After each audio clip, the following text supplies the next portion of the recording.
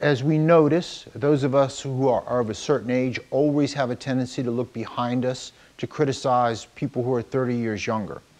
But one of the things that's easy to criticize about is a lack of ability to do things with your hands. We think, I certainly think, and Peter agrees with me, and I think a lot of people agree, that the ability to actualize your imagination through your hands is extremely important.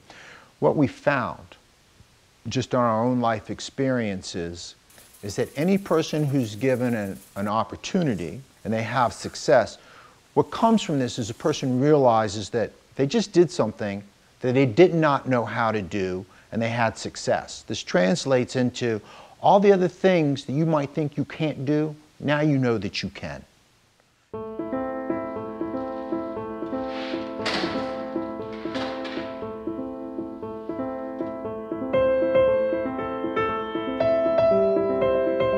How it fits into where I occupy in the ice house is that my space is very much a fishbowl, and that you can see in from the outside, you can see things that are happening.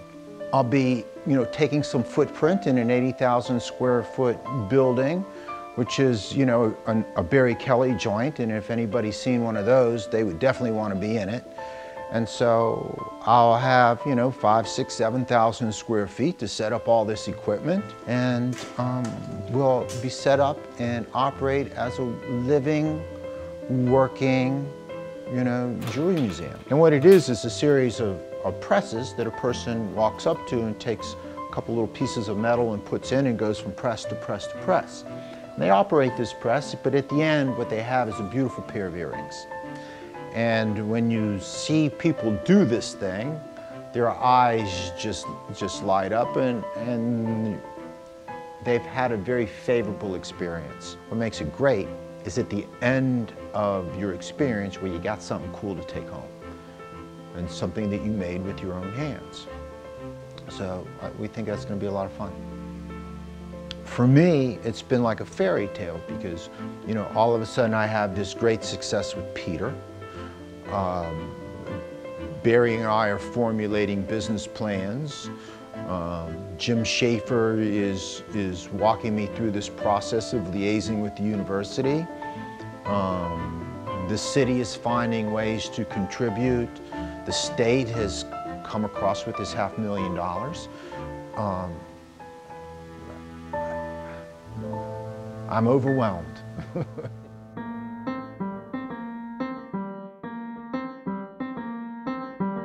So it's important to note that Peter and I did not get started off on a good footing, but what happens here has to be juxtaposed against what happens in Providence, because that's what he compares here to. What he sees happening here is the city cooperate with the developer, with the university, with private investors to collaborate in ways that everybody is contributing, but nobody is having to give anything up to build this wonderful space where my future workshop and a satellite of the Jewelry Museum can exist. This has been his mission for 30, 40 years in Providence. When Peter's here, he's truly appreciated, I guess we'll say, as a celebrity.